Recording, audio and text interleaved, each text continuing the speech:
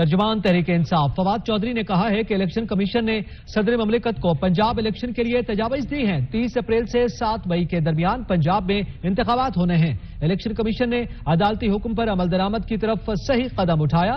عدالت نے کہا تھا کہ صدر اور الیکشن کمیشن 90 دن کی مدت سے آگے جا سکتے ہیں۔ الیکشن کمیشن نے صدر مملکت کو پنجاب میں انتخابات کے لیے تجاویز دی ہیں، جن کے مطابق 30 اپریل سے 7 مئی کے دوران پنجاب میں انتخابات کا انعقاد ہونا ہے الیکشن کمیشن کے مطابق۔ پہلے تو میں الیکشن کمیشن کے اس اقدام کو خوش آمدید کہتا ہوں۔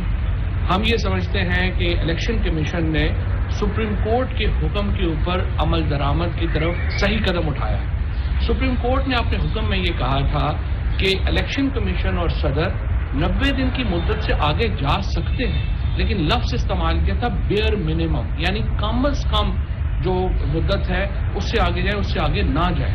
چونکہ آخری عشرہ ہے رمضان کا، اس کے بعد عید ہے، ہم یہ سمجھتے ہیں کہ الیکشن کمیشن نے درست طور کے اوپر یہ قدم اٹھایا ہے۔ حتمی تاریخ کا فیصلہ صدر مملکت نے کرنا ہے، اور میں پوری قوم کو اور مبارکباد دینا چاہتا ہوں۔ تحریک انصاف کی یہ کامیابی ہے، عوام کی یہ کامیابی ہے، اور سب سے بڑھ کر پاکستان کے آئین کی کامیابی ہے۔